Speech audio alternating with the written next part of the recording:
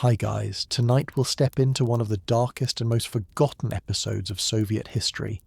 A story of exile, hunger, and survival.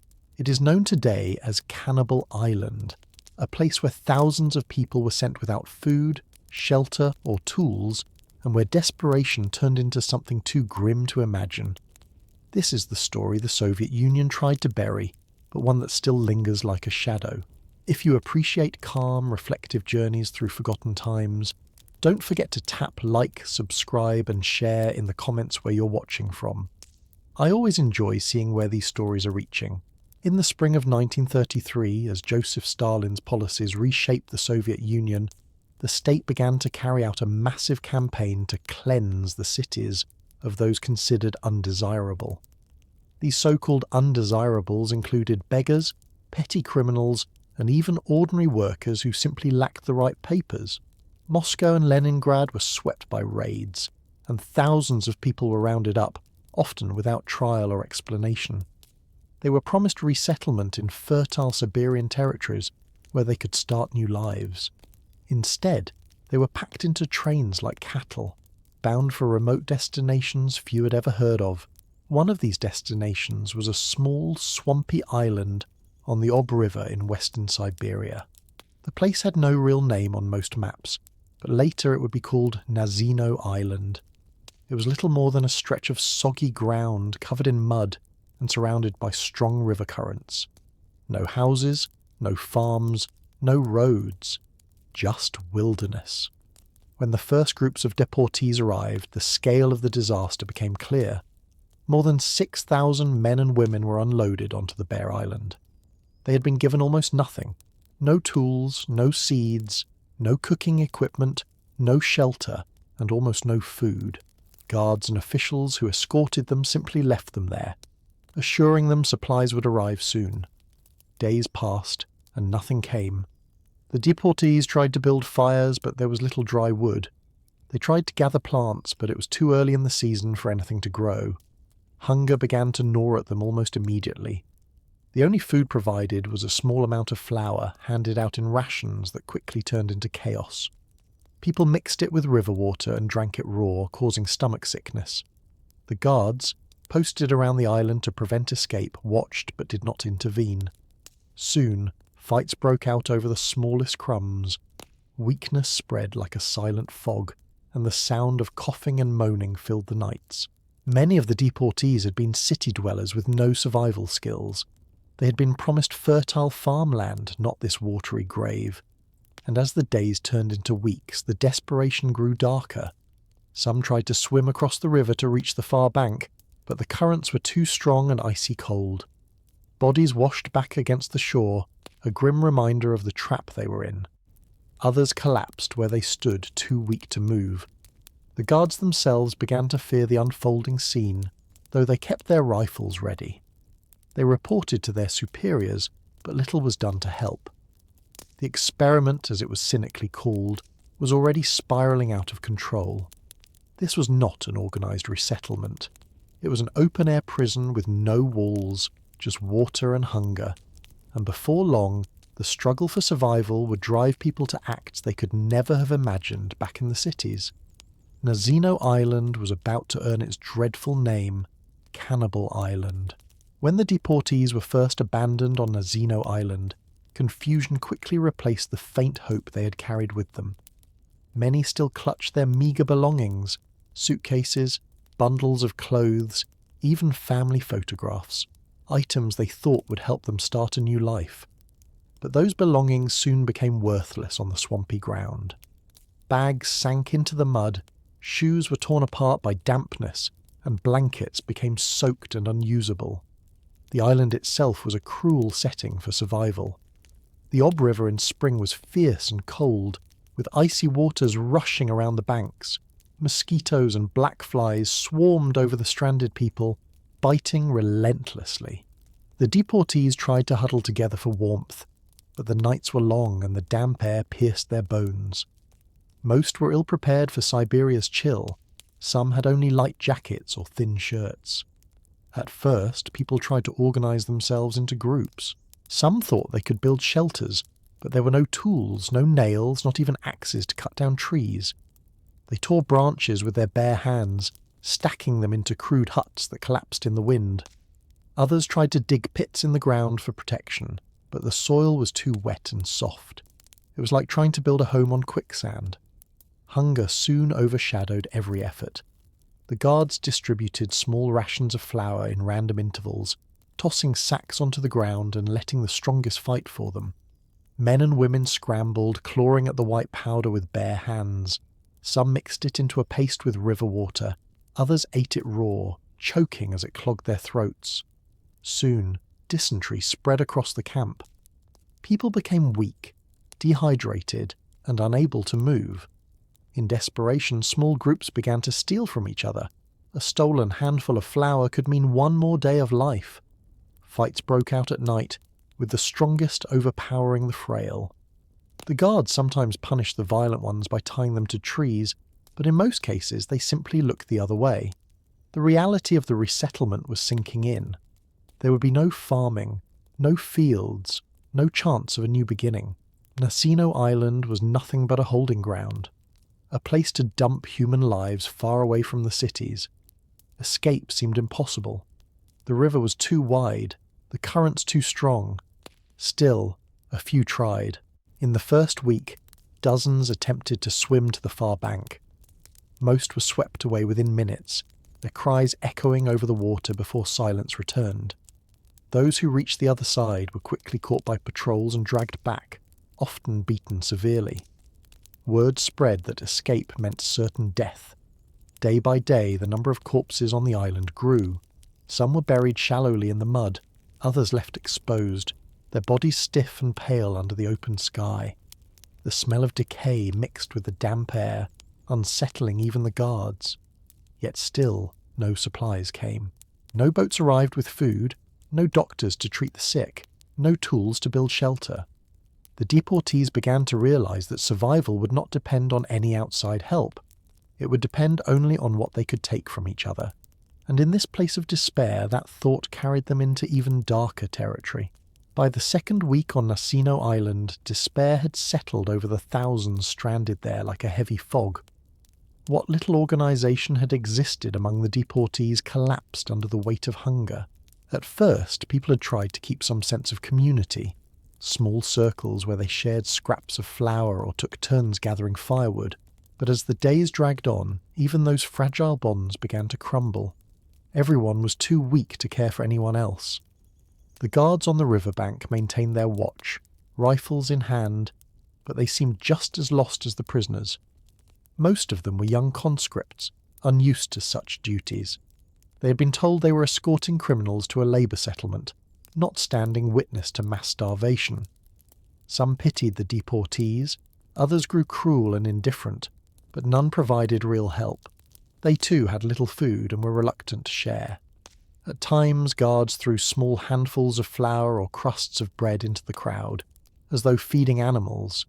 The resulting fights were brutal, with fists and stones used to claim the smallest piece.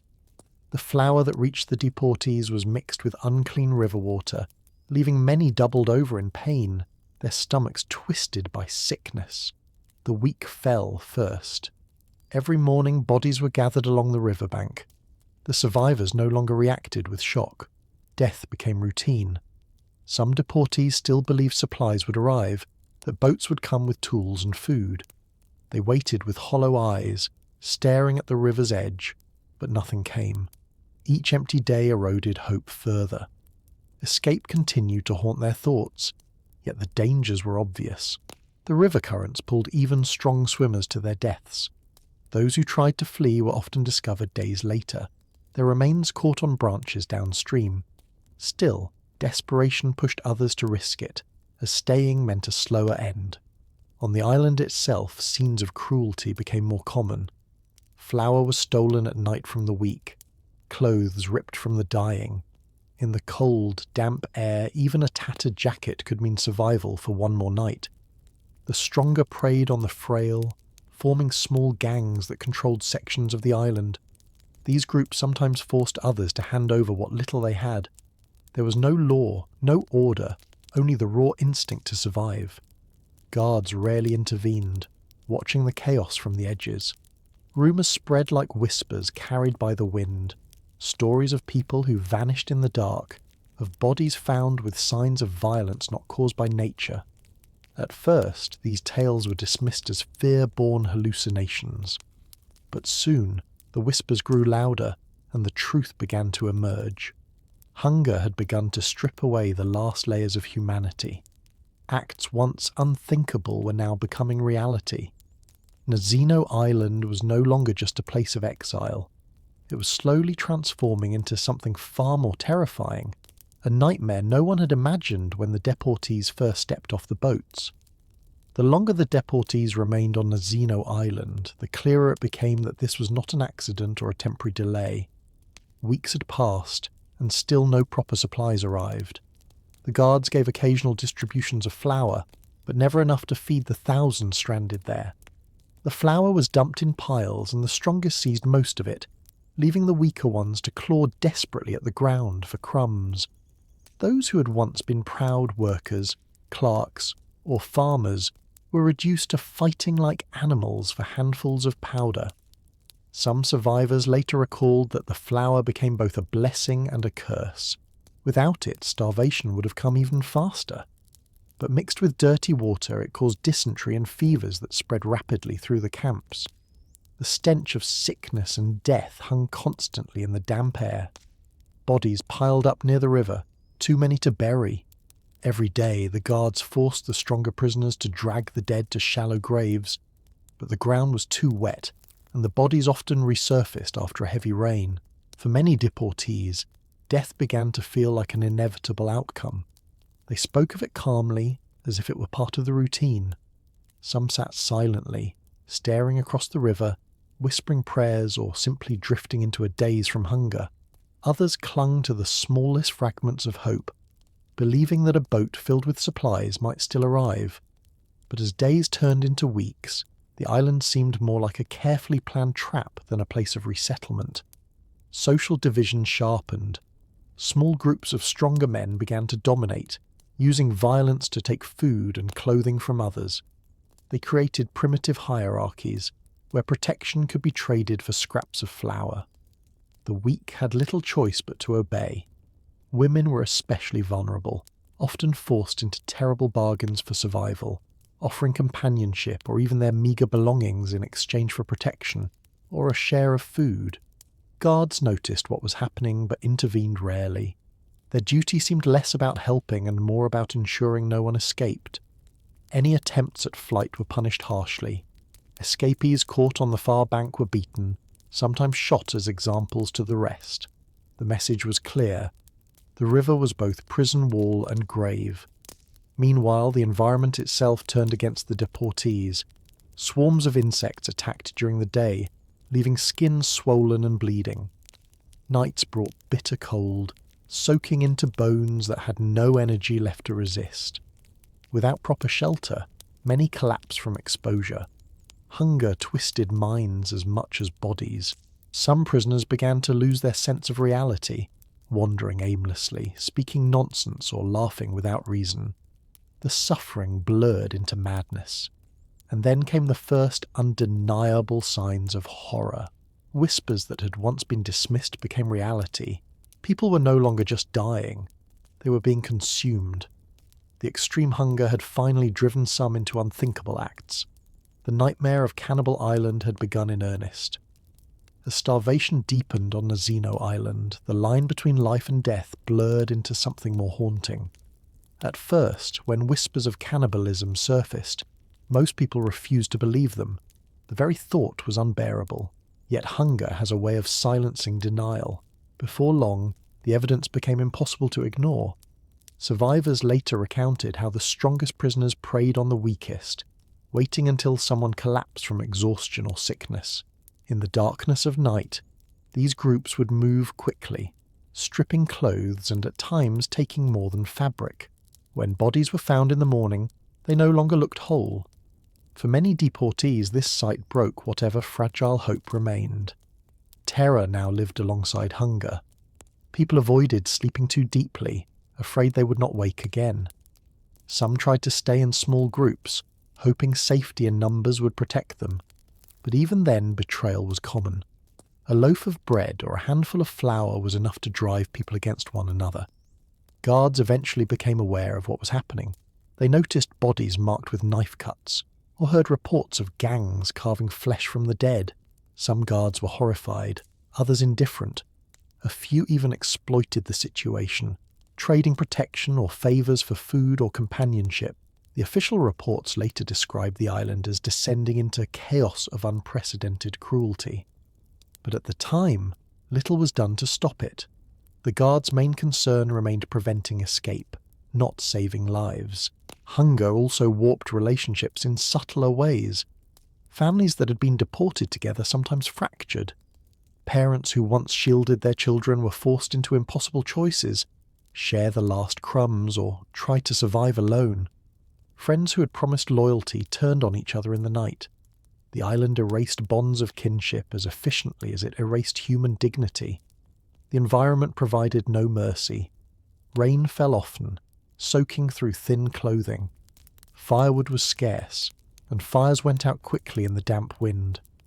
The deportees' skin blistered from insect bites during the day, then froze in the night chill. Many grew so weak they could no longer stand, lying in the mud where they slowly faded. These figures, still breathing but unable to move, became targets for others who had abandoned all restraint. One survivor described seeing a woman sit beside her dying friend, whispering comfort, while quietly slicing flesh from the friend's leg to keep herself alive. Such moments reveal the depth of the horror. They were not acts of cruelty for pleasure, but desperate attempts to endure another day. And yet, in those actions, humanity itself seemed to collapse. By midsummer, Nazino Island had become a place of shadows, where starvation, fear, and violence blended into a reality so grim that few could believe it later. For those who lived through it, the memory would never fade. Cannibal Island was no longer just a name whispered in fear. It had become a living truth carved into every survivor's mind. As weeks dragged on, Nazino Island settled into a grim rhythm of suffering. Every day began with the same sounds: coughing, groaning, the splash of the river carrying away another body. Those who still had strength searched desperately for scraps of food, though there was little left to find. The flour rations had grown smaller, and when they were distributed, chaos always followed. Guards tossed the sacks into the crowd, and what began as shouting quickly turned into violence. The strongest men snatched the largest shares, leaving women, the elderly, and the sick with nothing. Some tried to form lines, hoping for order, but the hunger was too great for discipline to survive. It became survival of the fittest, and each distribution ended with the ground scattered in footprints, spilled flour and blood. The gangs that had formed now controlled much of the island. They built small territories, watching over their members and attacking outsiders who wandered too close. For many deportees, joining one of these gangs was the only chance to survive a few days longer. But membership came with a cost: obedience, loyalty, and often complicity in acts that broke every boundary of morality. The guards, stationed on the riverbanks, mostly observed in silence. They were under orders to maintain control, yet control was an illusion. The island had slipped beyond anyone's authority. Officially, the guards were to prevent escape and ensure order, but unofficially they let the chaos unfold. Some were too frightened to intervene, while others quietly benefited, accepting stolen goods or favours in exchange for leniency. For the ordinary deportee, every choice became a trap. Try to escape, and the river killed you. Stay, and hunger consumed you. Align with gangs, and you risked becoming a tool of their violence. Remain alone, and you became prey.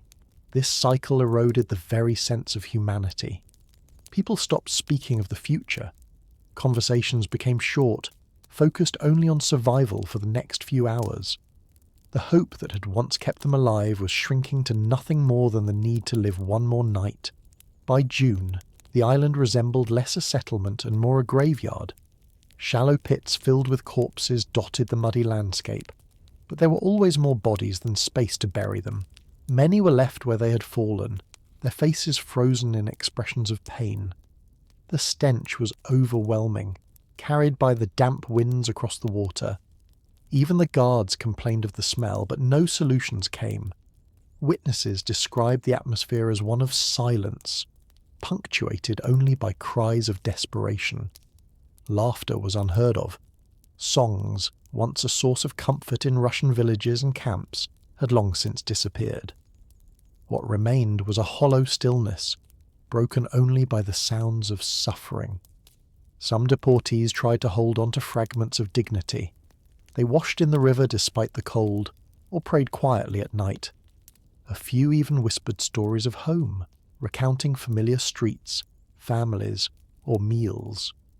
These small acts were fragile attempts to remind themselves they were still human. Yet even those efforts grew rare as starvation dulled minds and weakened bodies. Nasino Island had become less a place on a map and more a symbol of despair, an isolated world where normal life no longer existed. By the middle of June, Nasino Island was already infamous among those who lived through it. The place had taken on a reputation not just as a settlement gone wrong, but as a death zone where each day peeled away another layer of hope.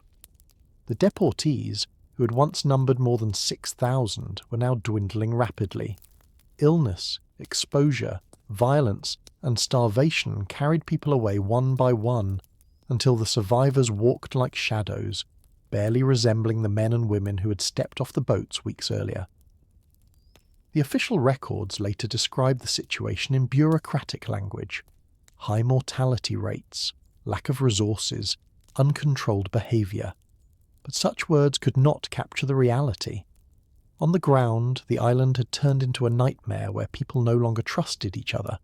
Fear was constant. Fear of gangs, of guards, of hunger, and of the possibility of being targeted during the night. The guards themselves seemed trapped between duty and despair. Some were shaken by what they saw, unable to reconcile the horror with the orders they had been given. Others grew hardened, speaking of the deportees as if they were no longer people but burdens to be managed. A few even took advantage of their power, demanding obedience or favours in exchange for food.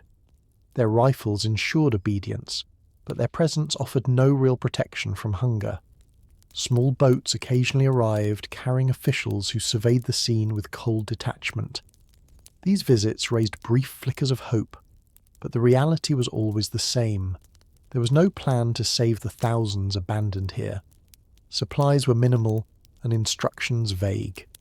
The island remained what it had been from the start, a dumping ground for the unwanted. Among the deportees, relationships shifted constantly. Some still clung to small groups for survival, but trust was fragile. A piece of bread could shatter friendships. A scrap of clothing could provoke violence. The stronger continued to dominate, while the weaker faded quickly. Women remained at the centre of the island's cruel hierarchy, often targeted by gangs and sometimes guarded by them in exchange for food or protection. The stories recorded later show how survival stripped dignity away. By then, most people moved slowly, their bodies swollen from malnutrition. Feet were covered in sores, and faces were hollowed by hunger. Even lifting a handful of water to drink seemed a struggle. Yet the instinct to live kept pushing them forward, even when life offered nothing but suffering. It was during this period that cannibalism became less a whispered rumour and more an accepted reality. Bodies of the dead were no longer left untouched. For some, the decision was not one of choice, but of inevitability. Eat or perish. Survivors described watching people carve small pieces of flesh to cook over weak fires, their eyes empty of shame. It was not cruelty. It was survival stripped to its rawest form. For those who refused to cross that line, each day became harder. They watched others turn to desperate measures, knowing that hunger might eventually force them too. On Nasino Island, morality was a luxury that hunger had stolen away. By late June, Nasino Island was no longer a camp but a graveyard in slow motion. The deportees who had once arrived with sacks of belongings now wandered nearly naked, their clothes stolen or rotted away. Mud clung to their skin, and insect bites covered every exposed part of their bodies. Many could hardly walk. They moved like shadows, hunched and stumbling, their eyes hollow with hunger. The guards stationed on the shore barely interacted anymore. They stood watch with rifles, their uniforms neat compared to the chaos inside the island, yet their presence meant little. The deportees had learned that no help would come from them. Their orders were simple: prevent escape. Beyond that, the guards seemed powerless, or unwilling to intervene. Boats did arrive from time to time, but they brought no salvation. Instead, they delivered more deportees, already weak from travel, who stepped onto the island only to realize what awaited them. Fresh faces turned pale as they saw the gaunt figures waiting. These newcomers had little chance of survival. Within days, they too were stripped of possessions, their food stolen, their lives shortened by the relentless cycle. The flour rations, when given, still caused more harm than good. People mixed the powder with filthy water, producing paste that offered momentary relief but spread sickness. Dysentery remained constant, leaving many too weak to rise from the mud. Entire clusters of people sat in silence, unable to move, waiting for the inevitable. The gangs that ruled sections of the island grew bolder. They took food by force, demanded obedience, and punished those who resisted. Their dominance was rarely challenged, for they were among the few with enough strength to act. Women were often caught in the cruelest bargains, forced into exchanges they did not choose. In this broken society, desperation dictated every interaction. Cannibalism, once whispered, was now undeniable. Bodies of the dead were stripped not only of clothing but of flesh. The survivors who could not bring themselves to eat watched in horror, but they too were weakening.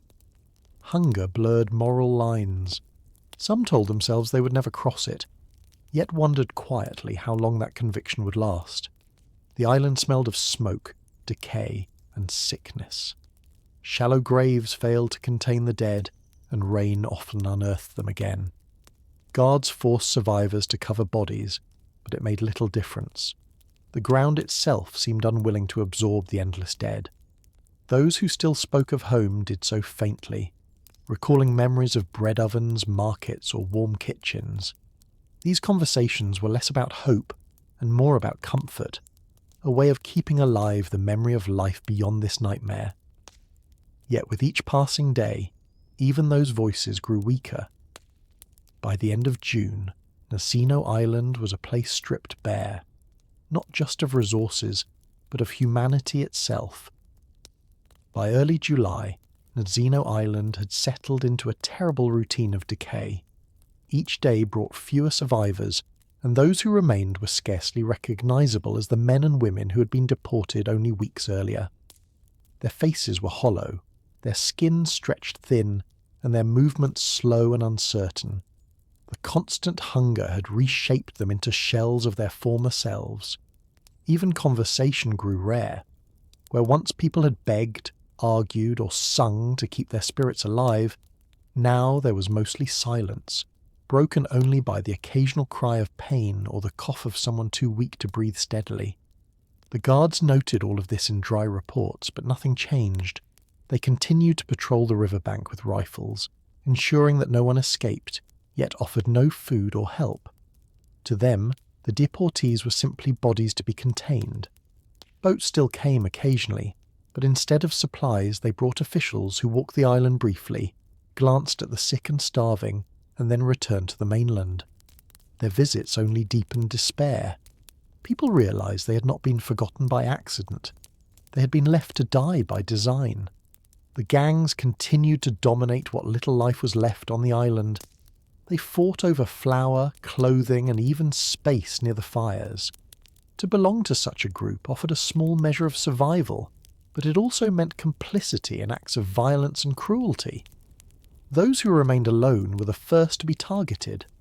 The weakest were stripped of their clothing, beaten and left in the mud. Many died without resistance, too frail to lift a hand. Cannibalism was no longer hidden. Small fires burned at night, and figures crouched around them, cooking scraps taken from corpses. Survivors later said they turned their faces away, unable to watch, yet unable to ignore the smell of cooked flesh drifting through the air. For some, the sight brought horror. For others, it sparked temptation. The will to live pulled at even the strongest convictions. Women endured particular suffering. They were often traded among gangs or coerced into submission, treated as bargaining tokens in a world where flour or protection could mean the difference between life and death. Their plight revealed the collapse of all norms, the reduction of society to raw survival. Illness spread constantly. Dysentery, fever, and infection claimed those who might otherwise have lasted longer. Without medicine or clean water, even small wounds turned fatal. The mud of the island became both bed and grave. Those who fell often remained where they lay, their bodies later discovered by others searching for scraps of food or clothing. Yet even amid such despair, fragments of humanity lingered. Some prisoners still shared what little they had, whispering prayers or comforting the dying. These gestures, fragile and rare, stood out like faint lights in endless darkness. They reminded survivors that not everyone had surrendered to brutality. Still, the larger reality was inescapable. Nazino Island was no settlement, no experiment in resettlement. It was a place where survival consumed morality, and where the dead far outnumbered the living. As July wore on, the reality of Nazino Island became more unbearable with each passing day. The number of deportees had fallen sharply. Thousands were already gone, and those who remained were a fraction of what they had once been. They no longer thought in weeks or months, only in hours. Each sunrise was met not with hope, but with dread, as it meant another day of struggling to survive with nothing left to sustain them. The flour rations had almost completely ceased. When they were delivered, they were smaller than ever, and always distributed in a way that sparked violence. Guards threw sacks onto the ground, and desperate hands fought until the stronger won. Many deportees received nothing at all. The weakest no longer even tried. They sat quietly in the mud, their eyes distant, waiting for the end. Hunger had consumed their will. The gangs that controlled sections of the island grew more powerful as others weakened. They enforced brutal rules, demanding obedience and offering small scraps of food in return. To resist was to invite death, yet to submit meant enduring humiliation and violence. Women remained trapped in these cruel dynamics, forced into exchanges they never would have imagined in their former lives. Some found brief protection under a gang's control, but it was always fragile, always conditional. The atmosphere on the island had changed as well. The cries of the sick and dying were no longer answered. People had grown accustomed to death. A body lying in the mud no longer drew attention. The sight of shallow graves being dug by trembling hands was common, yet many corpses were left exposed because no one had the strength to bury them. The air carried the foul mixture of rot, smoke, and sickness, heavy enough to choke. Cannibalism had become open. Fires burned at night, surrounded by gaunt figures cooking what they had taken from the dead. The line between the living and the dead blurred. Those barely alive were often targeted before they had even passed. Witnesses later recalled that fear of being killed for food sometimes outweighed fear of hunger itself. The guards occasionally punished individuals caught in the act, tying them to trees or beating them, but these actions did little to change the reality. Hunger was more powerful than any punishment. In rare moments, fragments of kindness still appeared. Some shared scraps of clothing or tried to comfort those near death. These acts, though small, carried immense weight in such darkness. They reminded a few survivors that humanity had not vanished entirely, though it was buried beneath layers of suffering. As weeks passed, news of the island's condition began to filter to officials inland. Reports described mortality rates so high that survival seemed impossible. But responses were slow, and the deportees continued to endure the nightmare. By now, Nazino Island had fully earned its grim name, Cannibal Island. It was no longer a rumour, no longer an exaggeration, but a living truth, carved into the minds of those who still breathed. For the survivors, Every moment was a question of whether they would endure to the next. By mid-July, the island seemed less like a settlement and more like a vast open-air morgue. The deportees who were still alive no longer looked like people who could work or rebuild their lives. Their bodies were swollen from malnutrition, their faces hollow, their movements painfully slow. Most spent their days sitting silently in the mud, conserving what little strength remained. The atmosphere was heavy, filled with the smell of decay, smoke from small fires, and the constant buzz of insects feeding on the weak and the dead. The guards still patrolled with rifles, though they rarely acted except to stop escape attempts. Their presence brought no comfort. For the deportees, it was clear that survival rested on themselves, though few had the strength left to fight for it. The gangs maintained control of the island's scarce resources. They determined who ate, who received protection, and who was left to die. Their power came not only from physical strength, but also from fear. Many deportees submitted quietly, hoping obedience might win them a scrap of food. Women continued to endure terrible conditions, caught in the cruel trades that survival demanded. The guards, who might have intervened, often turned away. Death was everywhere.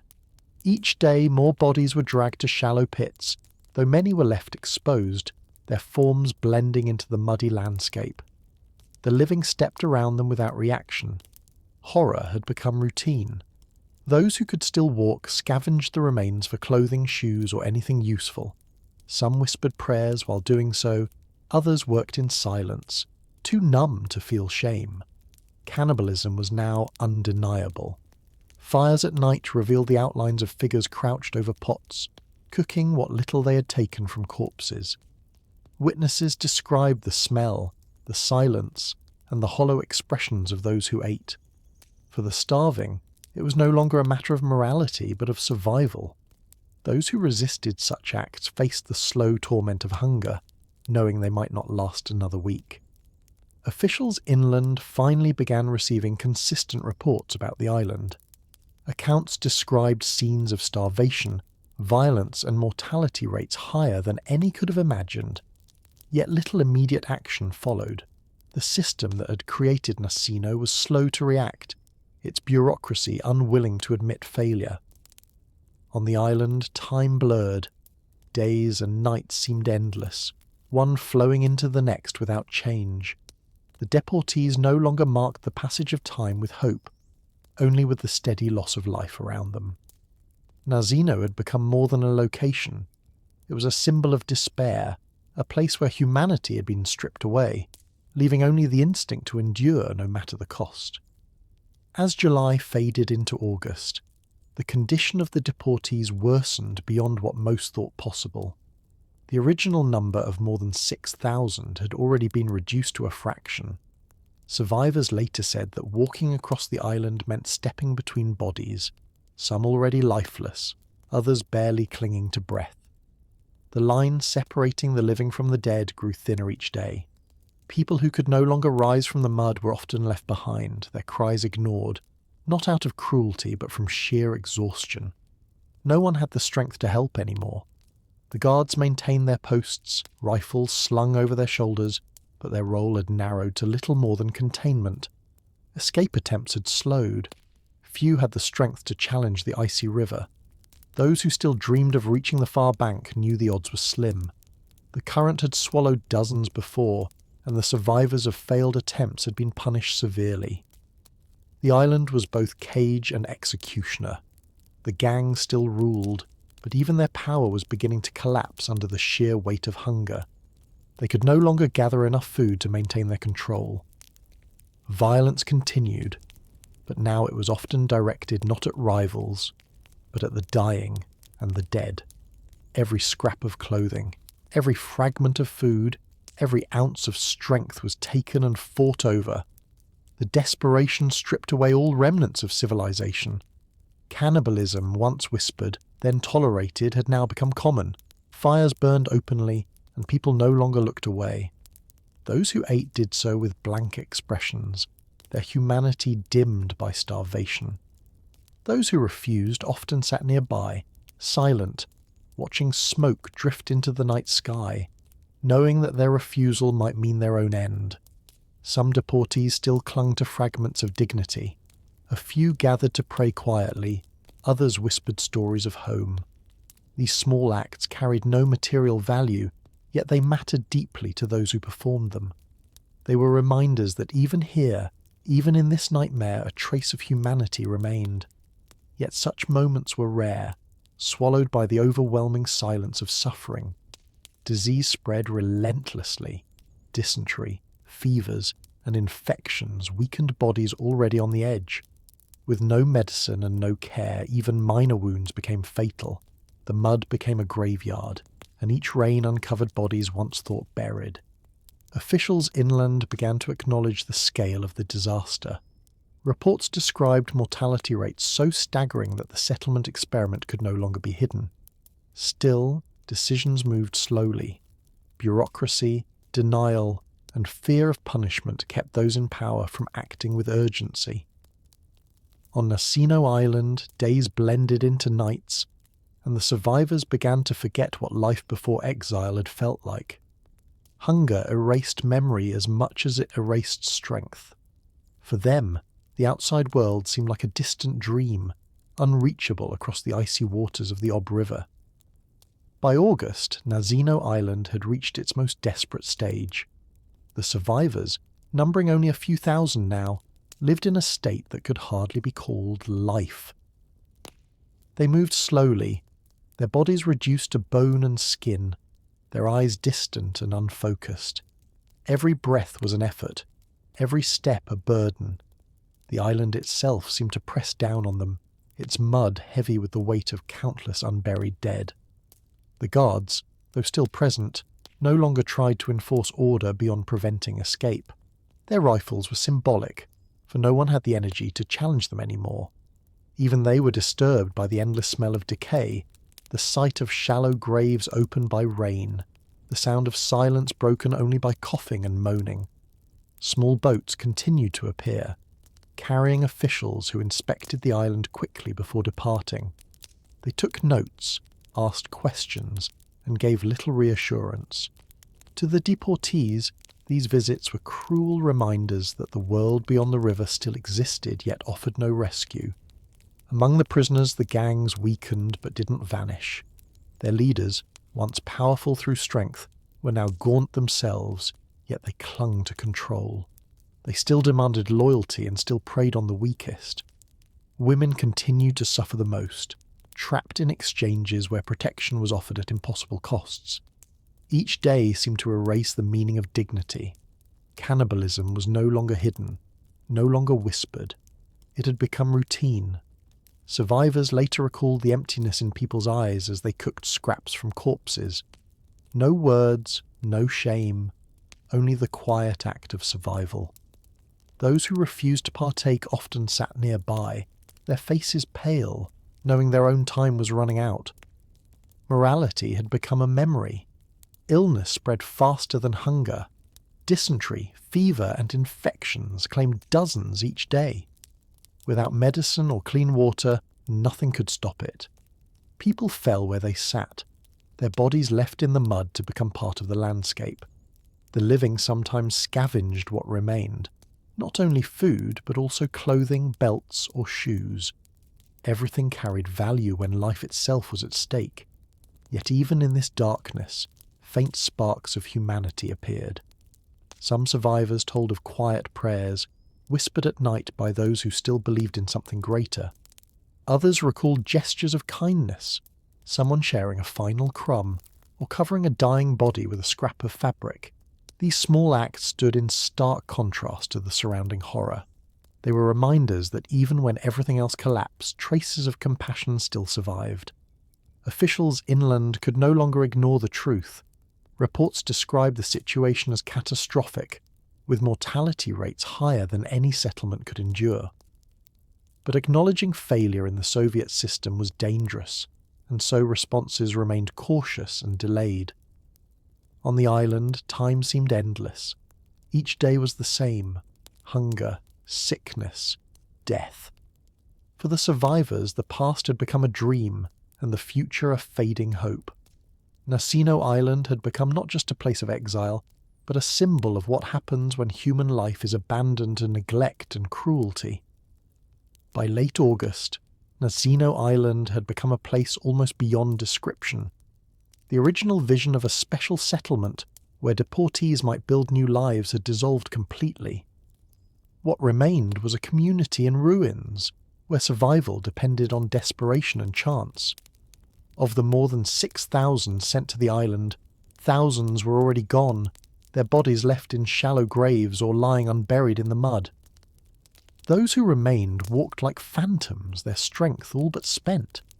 They no longer looked toward the horizon with hope. Instead, their eyes were fixed on the ground, searching for scraps or waiting for death to claim them.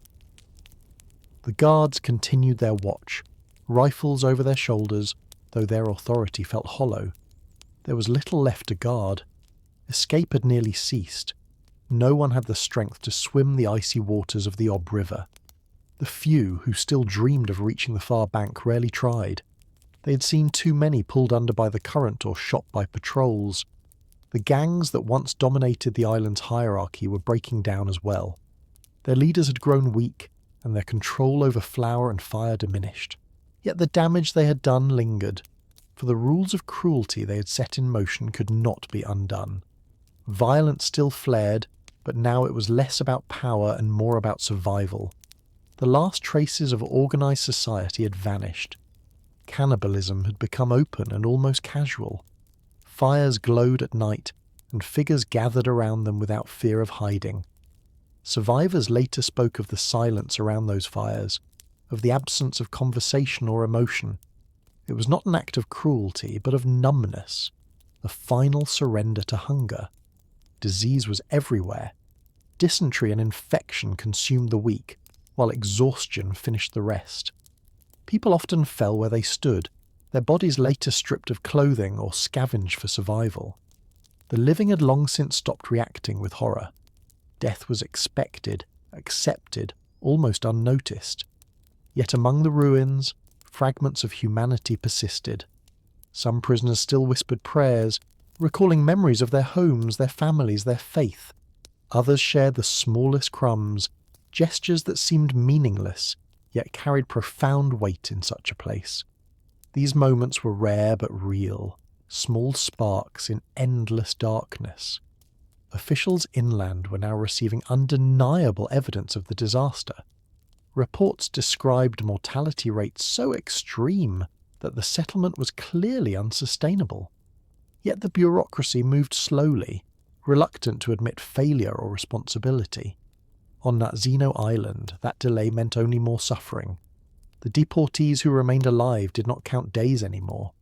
Time had become meaningless. The island itself seemed eternal, an endless cycle of hunger and death. For them, there was no past to return to and no future to dream of, only the heavy present, filled with silence, smoke, and the constant shadow of loss. As summer reached its end, Nacino Island bore little resemblance to the place where thousands had first been unloaded only months before. The population had collapsed. Where once the shores were crowded with frightened newcomers, now only a few thousand remained, scattered and broken.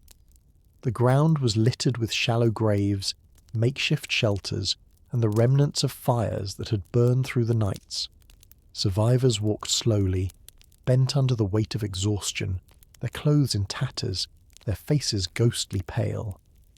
The guards still stood watch, but their role was more symbolic than practical. No one had the strength to run, and few still tried.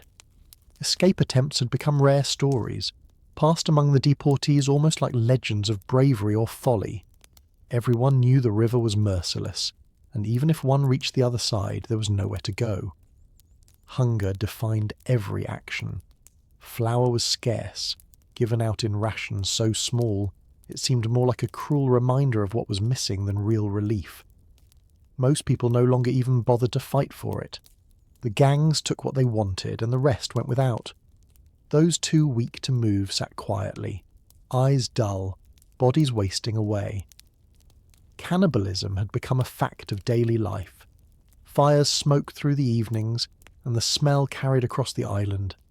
Survivors described how silence surrounded those gatherings. People did not speak or look at each other. They simply acted, driven by a need beyond shame.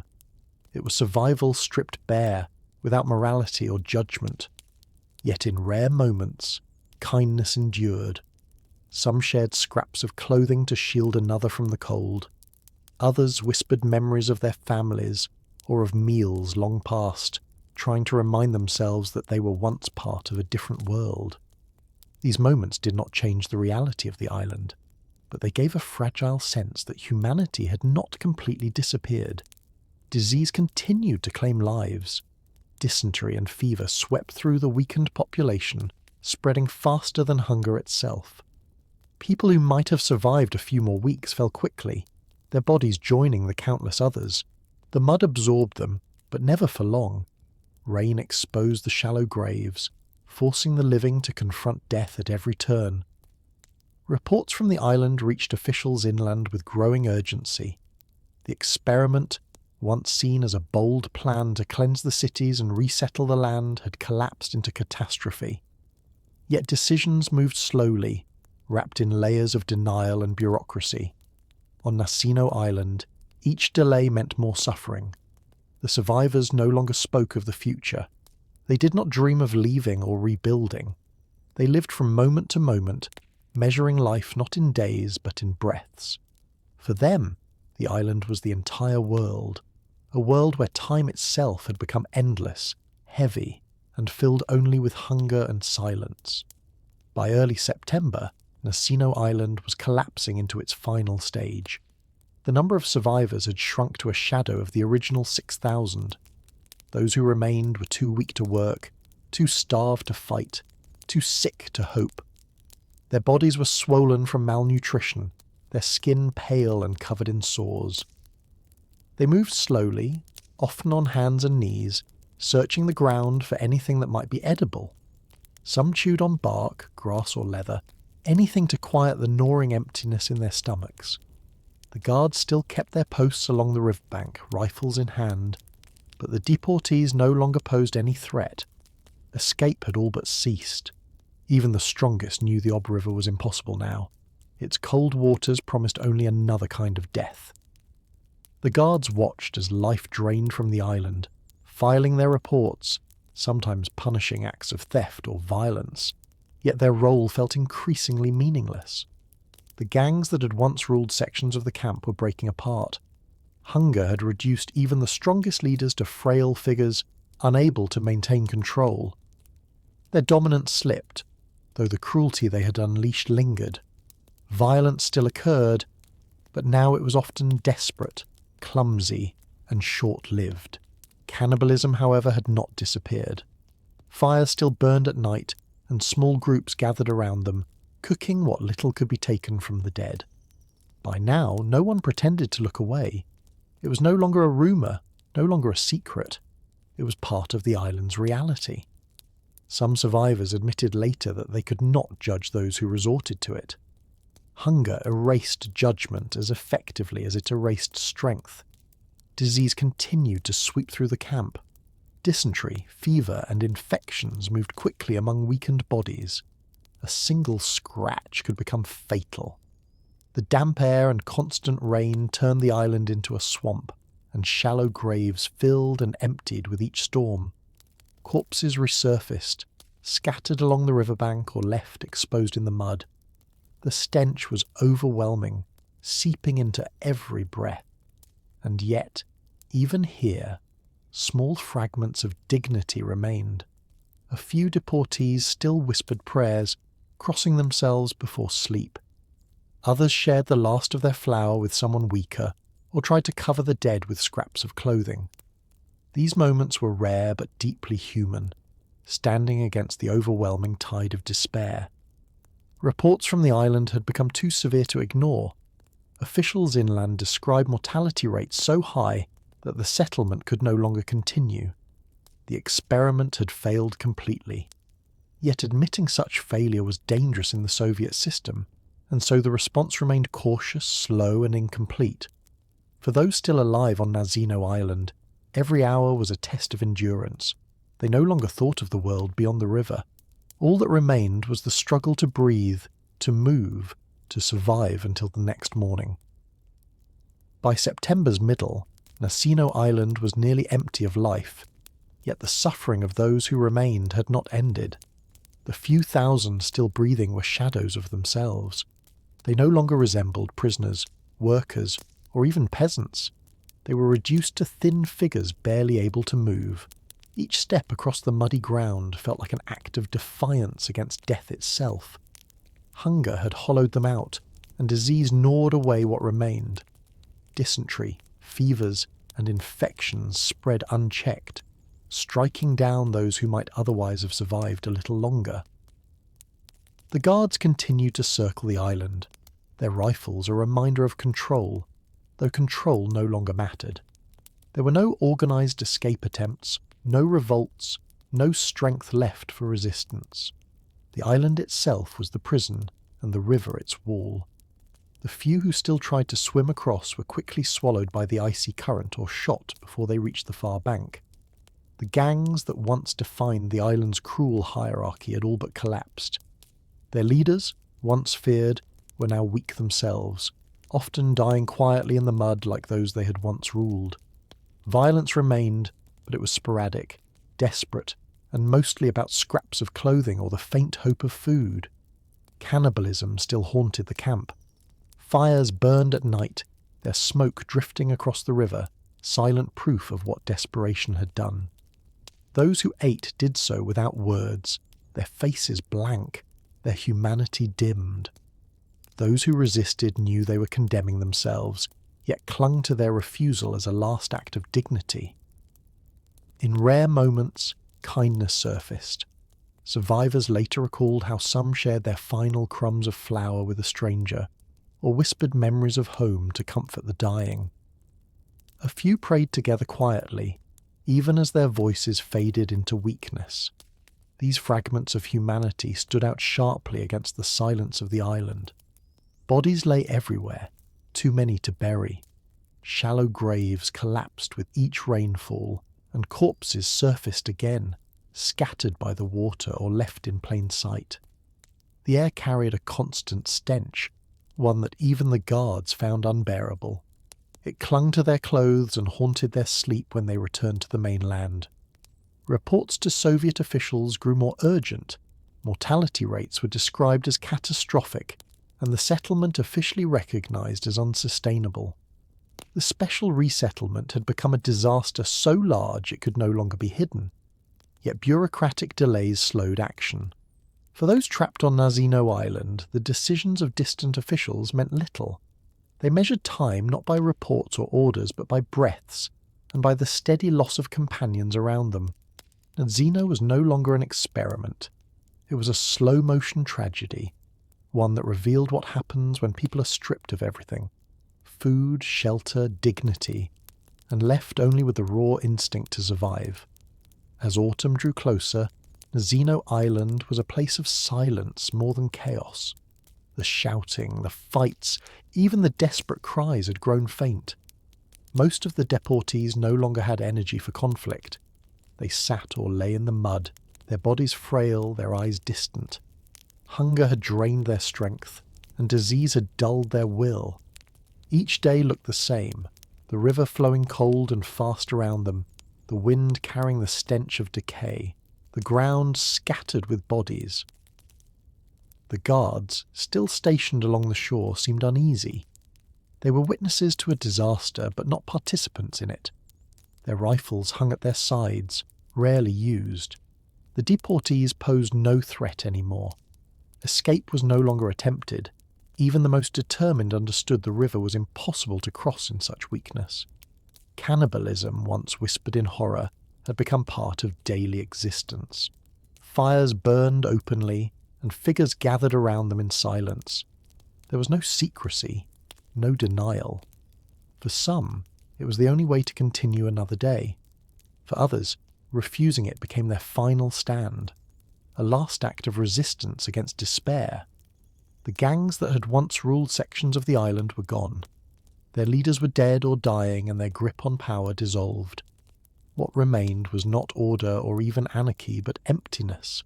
People moved slowly, if at all, scavenging clothing from corpses, sipping river water, chewing on roots or bark. Small gestures of kindness still surfaced. Survivors remembered how some shared a scrap of cloth to cover the dying, or whispered words of comfort to those too weak to rise. These acts mattered little to survival, but much to memory. They showed that even here, even in this nightmare, not all humanity had vanished. Disease continued to spread. Dysentery and fever claimed more lives than hunger alone. The mud was thick with waste and sickness, making the island itself feel poisoned. Corpses surfaced from shallow graves with every rainfall, a grim reminder that the dead outnumbered the living. By now, Soviet officials had received undeniable evidence of the disaster. Reports spoke of mortality so high that the resettlement was impossible to defend. Investigators described the island in words carefully chosen to avoid blame, but the truth was clear. Nadzino had become a catastrophe. For the deportees who survived, time no longer held meaning. Days blurred together into a single stretch of suffering. They no longer dreamed of escape or of a future beyond the river. Their world had narrowed to one thought: endure another hour, another breath. The tragedy of Cannibal Island was reaching its end, but for those who remained, the end did not promise rescue.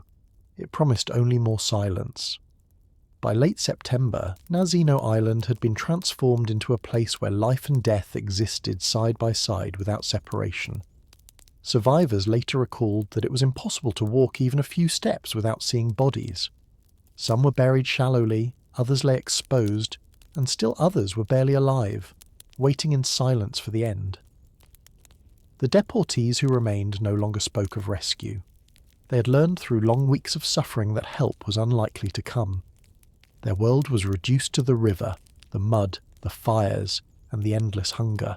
The guards, stationed faithfully along the banks, had little to do. Their rifles seemed almost symbolic now.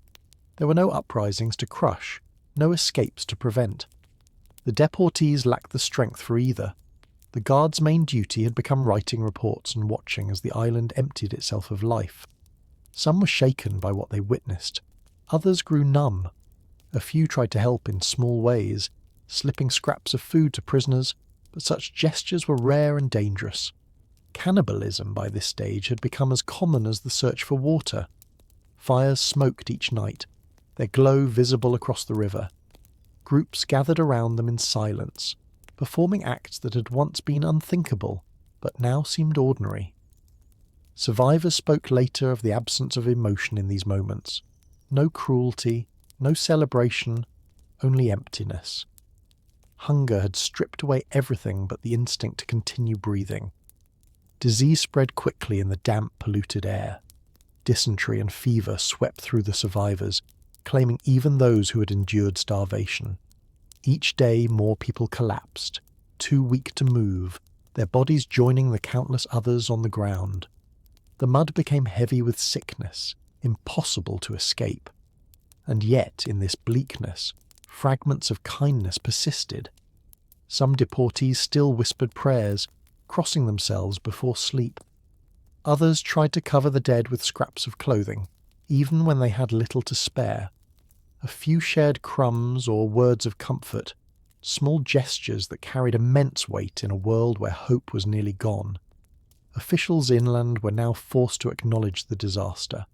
Reports described the island not as a settlement, but as a scene of catastrophe. Mortality rates were too high to conceal, and the experiment had failed beyond recovery. Still, action came slowly. Bureaucracy and fear of punishment delayed every decision. On Nadzino Island, each delay meant more lives lost. For the deportees who survived into late September, the passage of time had become meaningless. Days blended into nights, suffering into silence. They no longer dreamed of freedom or of return. Their existence had narrowed to a single goal: endure one more moment, no matter how empty. By the beginning of October, Nadzino Island was nearly silent. The chaos of the early months, the fights over flour, the desperate cries of those trying to swim the river, the shouts of gangs, had faded. What remained was a quiet landscape of exhaustion and death. Survivors wandered like ghosts, too weak to speak, their bodies thin and fragile. They no longer gathered in large groups.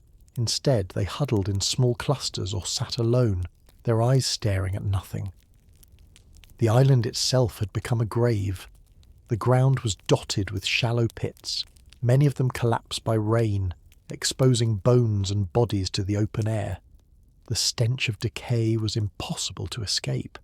Even the guards complained of it, though they continued their patrols along the riverbank. Their rifles were rarely raised now. The deportees posed no threat. They were not prisoners plotting escape, but shadows waiting quietly for the end. Cannibalism continued, though even this practice had lost its urgency. Fires burned at night, but fewer figures gathered around them. The survivors were too weak to act as they once had. What had been shocking in the early weeks had become routine, and now it was fading with the rest of life on the island. The gangs that once dominated had dissolved completely. Their leaders were gone, their power broken. What remained was a scattered population, each person struggling for themselves, each too weak to impose control. Disease swept through the survivors more quickly than hunger now. Dysentery, fever and infection claimed lives daily. Many simply lay down and never rose again. The island's mud absorbed them, only to reveal them later with each rainfall. The guards forced a few deportees to bury the dead, but most were left in the open, their forms blending into the bleak landscape. Despite everything, fragments of humanity still appeared. Some survivors whispered prayers, asking forgiveness or strength. Others offered the last of their food to someone even weaker. Gestures that meant little to survival, but much to memory. These moments stood out like faint lights in the darkness, reminders that compassion had not completely vanished. Meanwhile, officials inland were no longer able to deny what had happened. Reports described the settlement as a failure so severe it could not be hidden. Mortality rates were catastrophic, and the survivors too weak to build or farm. The special resettlement was exposed as a tragedy, yet decisions remained slow, shaped by fear of blame. On the island, those delays meant only more silence, more loss. For the deportees still alive, the outside world had become a distant dream. They no longer believed in rescue. Their world was the river, the mud, the endless hunger. For them, survival was no longer about tomorrow. It was only about breathing through today. By mid-October, the final shape of Nazino Island's tragedy was clear. The once crowded banks now held only a scattering of survivors, their numbers reduced to a fraction of the original thousands. They were so weak that even standing became a struggle. Most sat or lay in the mud, too exhausted to move, their breaths shallow, their eyes empty. The island felt abandoned, not just by the state that had sent them there, but by life itself. The guards, who still patrolled with rifles, appeared uneasy. Their duty was almost meaningless now.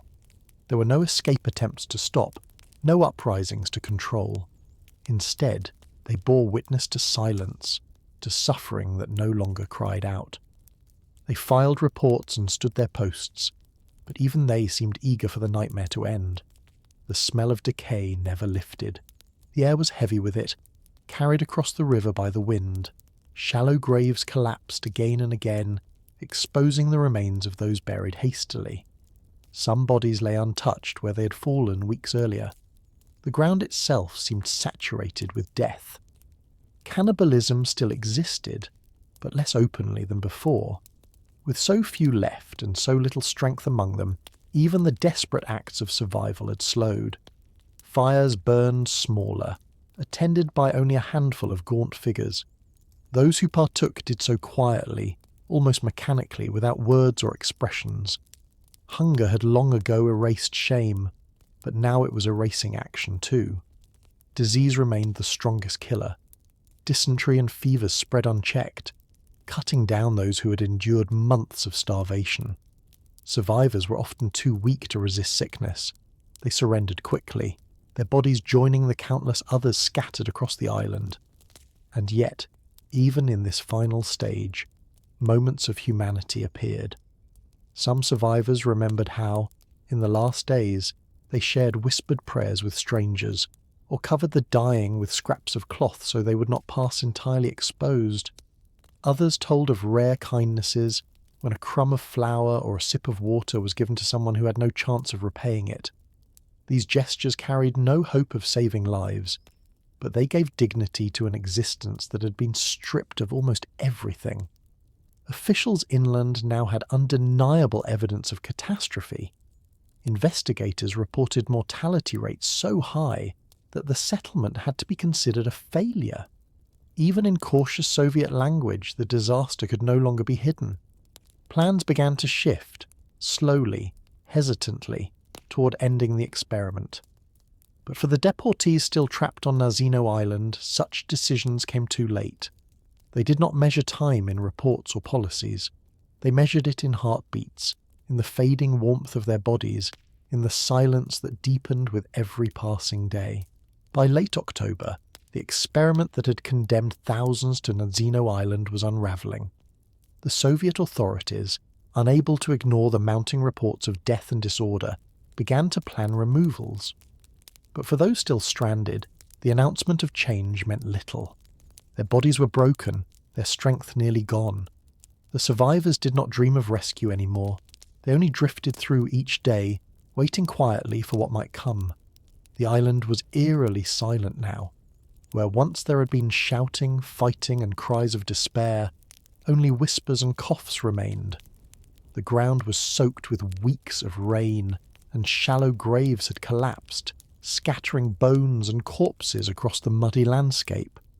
The smell was overwhelming, a mixture of smoke, rot, and sickness. Even the guards seemed weary, their discipline dulled by the endless monotony of watching people fade away. They still carried rifles, but they rarely used them. Escape was no longer attempted. The river flowed fast and cold, but no one had the strength to try its waters anymore. The gangs which had once controlled food and power were gone. Their leaders had died, and the survivors left behind lacked the energy to organise.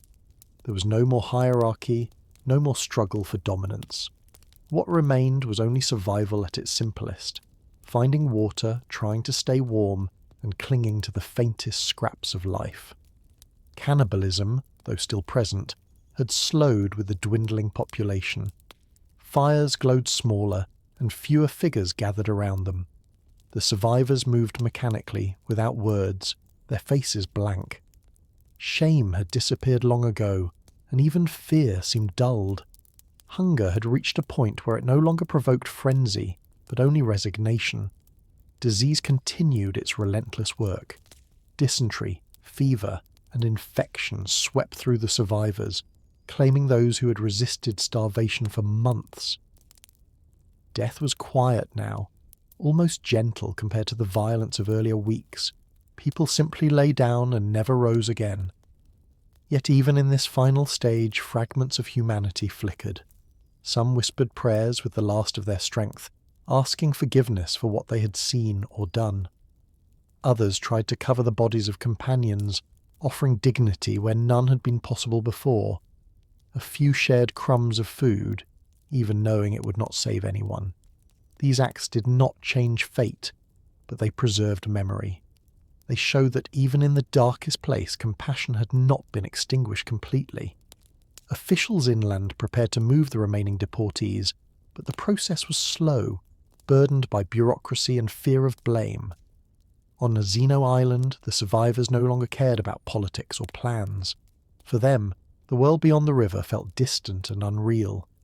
Their lives had narrowed to a single thought: survive one more breath, one more night, until whatever came next arrived. By early November, the authorities could no longer delay action. Reports of mass death and unlivable conditions forced officials to begin evacuating the survivors from Nazino Island. Yet by the time the decision was made, the damage had already been done.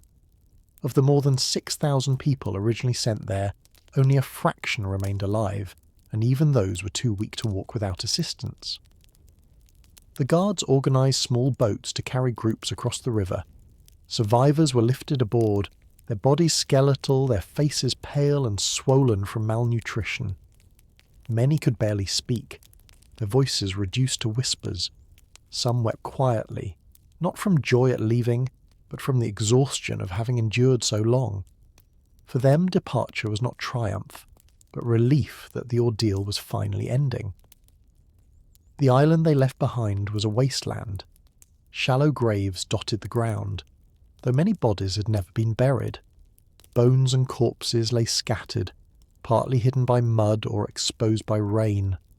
The air still carried the heavy odour of decay. Fires burned low, their smoke drifting over the river, marking the last traces of life on Cannibal Island. The evacuation was not orderly or kind. Many deportees were transported to nearby settlements with little preparation or care. Their weakened bodies were given minimal rations, often too little to restore their strength. Some died during the journey, others soon after reaching the mainland. The authorities were more concerned with removing evidence of the failure than with saving the survivors. For the guards, the evacuation brought mixed feelings. Some felt relief that their grim duty was ending. Others feared punishment for what they had witnessed but not prevented. Few spoke openly of the horror they had seen, though the memory would remain with them for years. Cannibalism, disease, and death had defined the island, and no report could fully capture what had happened there. Among the deportees who survived, memories of Nasino never faded. They spoke later of the silence, the fires, the smell of the dead, and the emptiness in people's eyes. Some tried to forget, to bury the memory as the Soviet state wished. Others told their stories in whispers, ensuring that the truth would not vanish completely. For the Soviet government, Nasino was an embarrassment. The special settlement experiment had collapsed in disaster, and officials worked to hide its details. Reports were filed away, language softened to disguise the horror. Yet even in official documents, the scale of mortality could not be erased.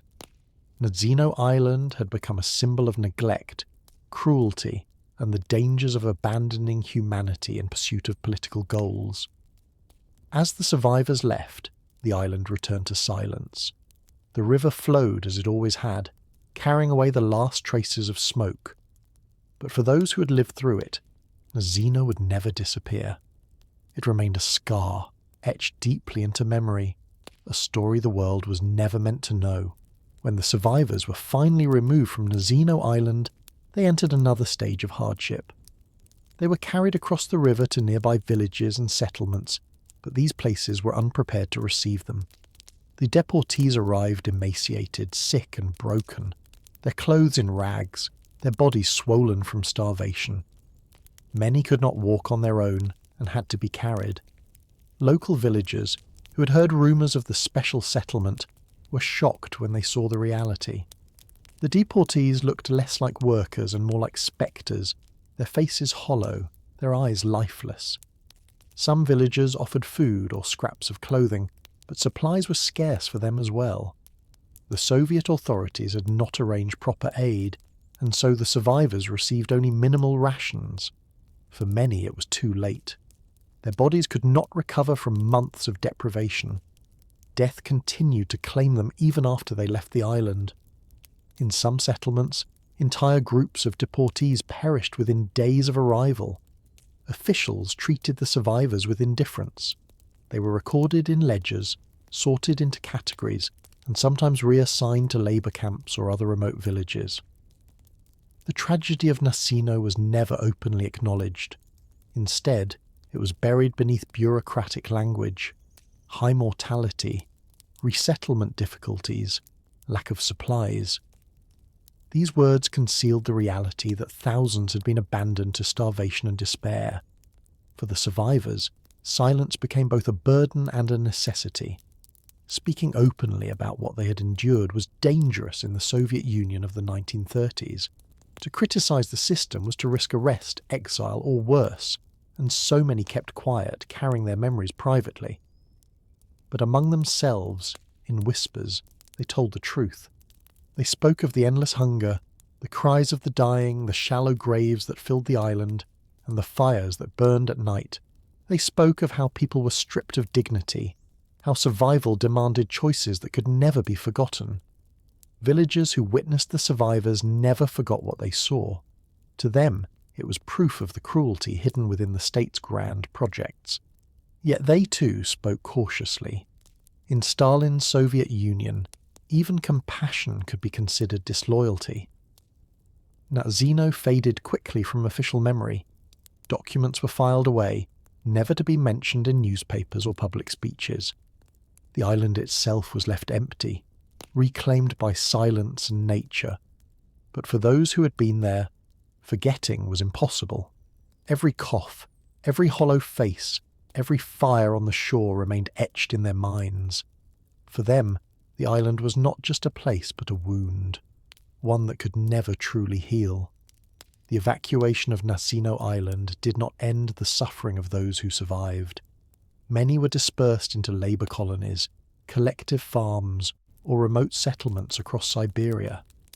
Weak, sick, and traumatised, they struggled to adapt to new surroundings. Some perished within weeks, unable to recover from starvation and disease. Others lived on but carried invisible scars, memories that haunted them in silence. Officially, their ordeal was barely mentioned. The Soviet government described the tragedy in vague, softened terms.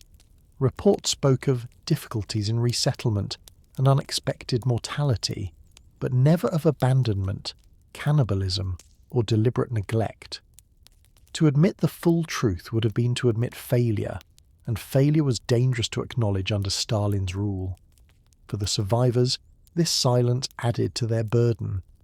They had lived through something almost beyond description, yet they could not speak of it publicly. Families who asked questions were given no answers. The deportees themselves learned to remain quiet, fearing further punishment if they spoke too openly. In private, though, memories persisted. Survivors whispered stories to their children or close companions. They described the hunger that gnawed at every thought, the violence of gangs, the way people lost not only their strength but their sense of self. They remembered the river, flowing cold and wide, offering escape yet almost always delivering death. And they remembered the smell, the constant stench of decay that never left the island, clinging to every breath. Villagers who had seen the survivors after evacuation also remembered. They spoke of men and women so thin they seemed transparent, their bodies covered in sores, their eyes hollow. To the villagers, it was clear that these people had not been criminals or dangerous enemies. They were ordinary souls who had been abandoned to suffering in the name of policy. Yet even those witnesses were careful with their words. In Stalin's Soviet Union, compassion could be misinterpreted as dissent, and dissent was punished harshly. Over time, Natzino disappeared from public memory. The island returned to silence, its forests and riverbanks slowly covering the traces of what had happened there. Official records remained locked away, buried in archives. Only a handful of investigators had access to them, and they too spoke carefully. But among those who had been there, forgetting was impossible. Every detail remained vivid. The fights over flour, the fires at night, the bodies scattered across the mud. For them, Natzino was not just a chapter of history. It was a living wound, carried silently through the years, a reminder of what happens when human life is reduced to numbers and abandoned to neglect. In the years that followed, Natzino Island faded from public view, but the memories lingered in the minds of those who had survived. The Soviet Union moved forward with new projects, new campaigns, and new policies, while the island was left untouched, slowly reclaimed by nature. Grass grew over the shallow graves, trees spread across the muddy ground, and the river carried away the last physical traces of what had happened. Yet for the survivors, forgetting was impossible. They carried with them the faces of those who had perished, the smell of decay that hung in the air, and the silence that filled the nights when cries had finally ceased. Most never spoke openly about their experience. In Stalin's era, to question or criticize was dangerous, and so their memories became private burdens, shared only in whispers within families or trusted circles. Children and grandchildren sometimes heard fragments of the story, told late at night in hushed voices. These accounts sounded so horrifying that they seemed almost unreal, yet the survivors' trembling voices gave them undeniable truth. The Soviet authorities, meanwhile, worked to conceal the failure. Official reports softened the details, using bureaucratic language to mask the horror. Resettlement difficulties, insufficient preparation, and high mortality were the phrases chosen, words that stripped away the human suffering and left only statistics. The deeper truth, that thousands had been abandoned without food, shelter, or tools, was carefully hidden. For villagers who had seen the survivors after evacuation, the memory was equally sharp. They had witnessed men and women so thin they could hardly stand, their bodies covered in sores, their faces hollow. To them, it was clear these deportees had not been dangerous criminals, but ordinary people caught in a system that discarded them. Yet even they spoke cautiously, knowing that sympathy could be interpreted as disloyalty. Decades passed, and the Soviet Union avoided mentioning Nazino. The island remained a quiet, lonely place on the Ob River, visited only by nature and memory. Official silence lasted for generations, but silence could not erase the truth entirely. Too many had seen, too many had lived, too many had remembered. For those who had endured it, the island became a permanent scar. They lived with the knowledge that their survival had come at a cost too great to fully express. For them, Nasina was not history, but a wound that never healed. A reminder that cruelty and neglect can be as devastating as violence itself. For decades, Nazino Island remained a hidden story, buried under layers of silence and fear. Survivors carried the memory quietly, but official history avoided it. In schools, newspapers and speeches, no mention was made of the tragedy. The Soviet Union presented itself as a nation of progress, of great victories and achievements. There was no place in that narrative for an island where thousands had starved, suffered, and turned on one another in desperation. Yet silence did not erase memory. Survivors whispered their stories to trusted relatives. In hushed tones, they spoke of the endless hunger, the shallow graves, the way humanity had been stripped away. These stories often sounded unbelievable, yet they were repeated again and again, passed from one generation to the next. For the families who heard them, Nazino became a ghostly presence, a reminder of what their loved ones had endured, even if the outside world refused to acknowledge it. The villagers who had seen the survivors also remembered. They recalled the skeletal figures who arrived after evacuation, people so thin and sick they could hardly stand. They remembered the shock of realizing these deportees had been ordinary citizens, not criminals or enemies. For them, the tragedy was a lesson in cruelty, though one they could not discuss openly. In official documents, the event was disguised with bland phrases: high mortality, resettlement failure. Cannibalism was not mentioned. The scale of death was minimized.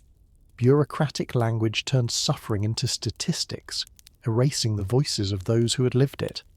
For many years, these reports remained locked in archives, hidden from the public. But memory has a way of resurfacing. In time, researchers and historians uncovered the truth. They found testimonies of survivors, secret reports, and records that revealed the full scale of the disaster. Slowly, the silence began to break. The world learned that Nazino Island was not simply a failed settlement. It was a catastrophe of neglect and cruelty, a place where thousands had been abandoned without tools, food, or shelter. For those who had survived, the recognition came late. Many had already passed away, their stories untold. But for their descendants, the truth mattered. It meant that the silence had not won completely. The memory of Nazino was not erased. It had endured in whispers until the world was ready to listen. Today, the story stands as a reminder that history is not only what is written in official books, it is also what lives in memory, in scars, and in the voices of those who refuse to forget. When the archives of the Soviet era slowly opened decades later, investigators began piecing together the hidden truth of Nazino Island. The official reports, though softened by bureaucratic language, contained enough detail to reveal the scale of the disaster. Mortality figures, notes about cannibalism, and testimony from guards and villagers painted a chilling picture. What survivors had whispered for years was confirmed in writing. Thousands of men and women had been abandoned with no food, no shelter, and no chance of survival. For historians, the documents were shocking not only for what they revealed, but for how deliberately the truth had been hidden. The Soviet system had reduced the catastrophe to numbers, avoiding any acknowledgement of the human cost. High mortality was the phrase most often used, a cold description that stripped away the suffering of 6,000 souls. Survivors who were still alive when the truth surfaced felt both relief and pain. Relief that the world would finally know what they had endured, and pain that recognition had come so late. Many had carried their memories in silence for half a century, afraid to speak openly. To see the story told at last brought validation, but also reopened wounds that had never truly healed. The villagers who had witnessed the survivors were also remembered in the records. Their testimonies confirmed what they had seen. Deportees arriving so thin they could hardly walk, their bodies covered in sores, their eyes empty. These accounts showed that Nazino was not simply a tragic accident, but the result of deliberate neglect. The deportees had been promised fertile land and new lives, yet delivered to a swamp with nothing to survive on. For the outside world, the discovery of Nazino's story was a reminder of the darker side of Soviet history, one that had long been overshadowed by narratives of progress and victory. It showed how easily lives could be discarded in the name of policy, and how silence could bury even the most terrible truths for generations. The island itself remained quiet, reclaimed by nature. Visitors who came later found little evidence of what had happened, only grass, trees, and the wide river flowing steadily past. Yet those who knew the story understood that beneath the soil lay the memory of thousands, an unmarked graveyard that stretched across the land. Nazino was no longer a forgotten name. It had become a symbol, not just of starvation and death, but of the dangers of erasing human lives from history. In modern times, Nazino Island is often referred to by a name that captures its grim legacy: Cannibal Island. The title itself evokes horror, yet behind it lies a story not of monsters but of ordinary people abandoned to impossible conditions. Historians who study the tragedy emphasize that those deported were not hardened criminals. Many were simple workers, peasants, or even passers-by caught in police sweeps for not having the proper documents. They were labelled undesirables, stripped of their rights, and sent to a place with no shelter, no tools, and no food. The result was inevitable.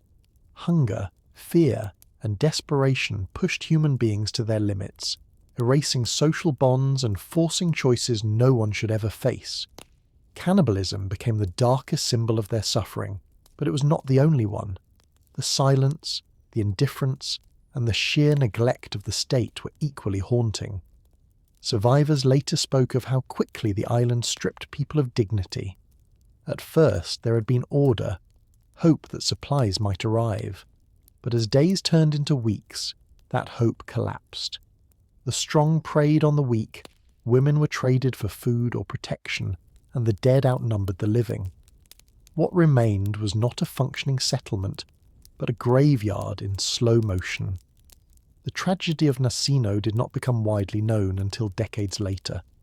When documents were revealed and survivors' voices were finally heard, the scale of the suffering shocked the world. It showed how fragile civilization can be when basic needs are denied. It also revealed the cruelty of a system that treated people as expendable, sending thousands to their deaths without acknowledgement. Today, researchers and journalists visit the island, standing on ground that once held so much pain. Nature has reclaimed it. Trees and grass cover the mud, and the river flows as steadily as ever. To a casual visitor it looks peaceful, but beneath the soil lie the remains of thousands, a silent testimony to what happened.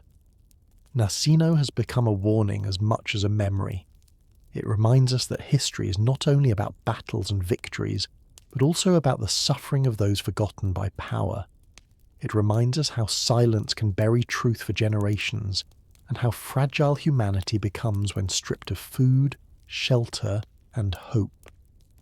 The name Cannibal Island may sound sensational, but for those who endured it, it was not a legend. It was reality, one that lived in their bodies, their memories, and their silence for the rest of their lives. Today, Nasino Island stands as both a place and a symbol. The grass grows high, the river flows quietly around its shores, and to the unknowing eye it looks like any other patch of land in Siberia. Yet beneath the soil lies the memory of thousands of lives cut short, a silent graveyard that still carries the weight of what happened in 1933. Visitors who come now often describe the silence of the island. There are no monuments, no signs to tell its story. Only the wind in the trees and the steady current of the Ob River remind them that nature has taken back what history tried to erase. But for those who know the past, every step across the ground feels heavy, as if walking upon ghosts. The tragedy of Cannibal Island is more than a story of starvation and despair. It is a reminder of what can happen when human beings are reduced to numbers, when policies are made without regard for life, and when silence replaces truth. The deportees were not villains. They were ordinary people, workers, peasants, mothers, fathers, caught in a system that discarded them. Their suffering was not caused by fate, but by choices. Choices made by those in power who believed that lives could be moved like pieces on a board. For decades, the story was hidden. Survivors whispered in fear, documents were locked away, and official histories never mentioned it. Yet memory survived, in quiet voices, in fragments of testimony, in the courage of those who later uncovered the truth. When the archives were opened and the details finally revealed, the world was forced to confront a chapter it had never known. The lessons of Nasino are not only about the past, they are warnings for the present and the future. They show how fragile society becomes when food, shelter, and dignity are denied. They remind us that cruelty is not always loud. Sometimes it is silent neglect, leaving people to suffer unseen. And they remind us that forgetting can be as dangerous as the event itself. To speak of Nasino today is to honour those who endured, those who died, and those who carried the memory in silence. It is to ensure that their story is not erased again. Cannibal Island remains a symbol not of sensational horror, but of human vulnerability, of the cost of indifference, and of the strength of memory. As the river flows past its quiet shores, it carries with it the voices of the forgotten, whispering still, "Remember us."